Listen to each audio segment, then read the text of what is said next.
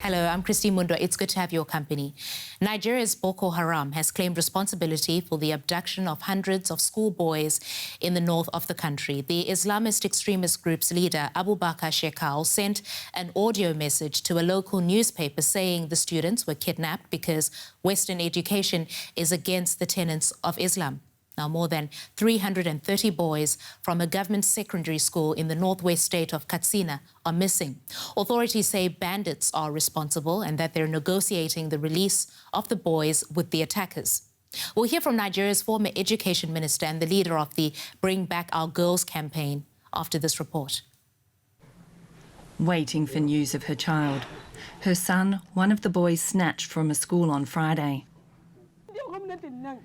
If this government is just, then we want them to rescue our children because they have the power to do so. They're slow to take action because it's not their children who have been taken. They've put us in this situation where parents and grandparents are in absolute confusion. They've stopped us from having peace of mind. We're totally devastated. The missing pupils were boarders at this school in Katsina. They were taken in a violent attack by dozens of gunmen with assault rifles while they were asleep in their dormitories. Usama is one of the lucky ones. He managed to escape the kidnappers. I was about to sleep when I started hearing sporadic gunshots. And before I could even get outside, there were many people that were already outside, and so we were asked to go back into a hostel. Then they said, the gunmen are already in the school. We even climbed the school fence. But then these men asked us to go back. And we thought these men were soldiers and they were trying to protect us. But unfortunately, they weren't soldiers.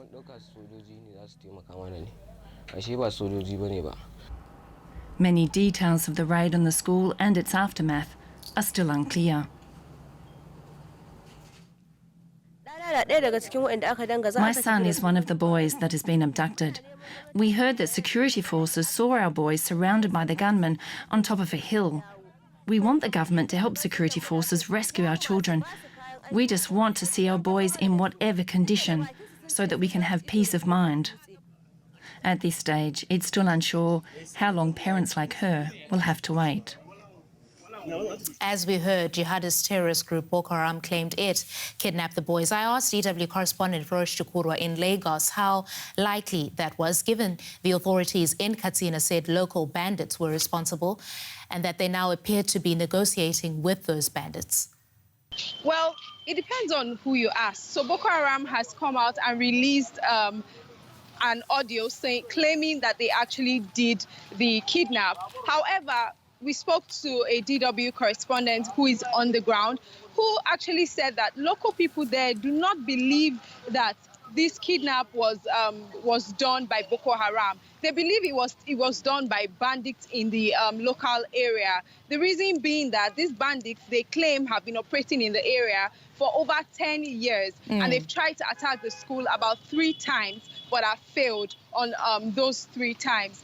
And even before Shekau came out, Shekau is the leader of Boko Haram, before he came out and said and took responsibility for the kidnap, the bandits were already asking for ransom, which is something Boko Haram never does. They don't ask for ransom. So this is why a lot of people are really saying that Boko Haram is only claiming and taking responsibility for this just to seek for global recognition or just to, seek for popularity. Flourish. But indeed, people on ground don't believe that it was done by Boko Haram. Feroz Chukurwa there. Now, Nigeria's former education minister, Obi Ezekwesili, led the campaign to free the Chibok girls who were kidnapped by Boko Haram in 2014. I asked her if she thought Boko Haram was responsible for the abduction of the schoolboys. I don't speculate. I don't speculate at all. So what I know is what the government is saying. The government says that the school children have been abducted by terrorists. That's all we know. And so as far as we're concerned, the most important thing is to ask the government that should have prevented a repeat of this kind of tragedy to just get the children back. The United States entered into our territory and recovered just one citizen that was taken hostage by terrorists. We should be able to look for the help necessary to bring back 333 school children. This repeat pattern is abominable and should not be something that a government should be associated with at all. And just to that point, Nigerians are frustrated. We can see it on social media. We see it in the reactions. The question is, President Muhammadu Buhari came to power in 2015. One of the commitments he made to Nigerians was that he was going to defeat Boko Haram, terrorists, as you call it. Why has the government failed in this aspect? What do you attribute that failure to? It's a combination of lack of will and incompetency. And the worst part of it is the indifference of our government, especially our president, to the fact that the country has been degenerated. I mean, it's normalized this idea that life is cheap, amounts to zero. There's no dignity of the human life.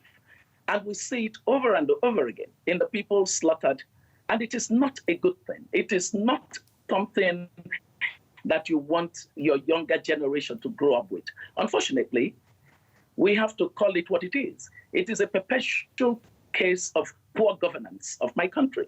And our ruling class has to own up to the fact that if there's any banditry going on at all, it is because that particular political class that we have as Nigerians have not served the country well.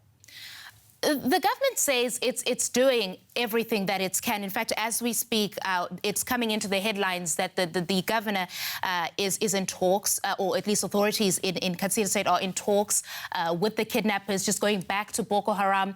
I think a lot of analysts do make the concession that this is a group that has lost significant amount of territory. They're not as violent as they have been in the past. So in many ways, the government has made some ground, at least by its version of accounts. Just, should we also not take that into account?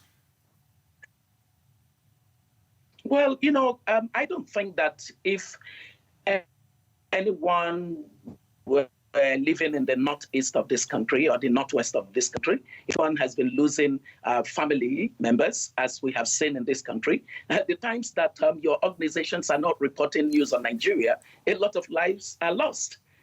So please be careful in the way that you put a narration on what's going on in the country. It's not being governed. Full stop.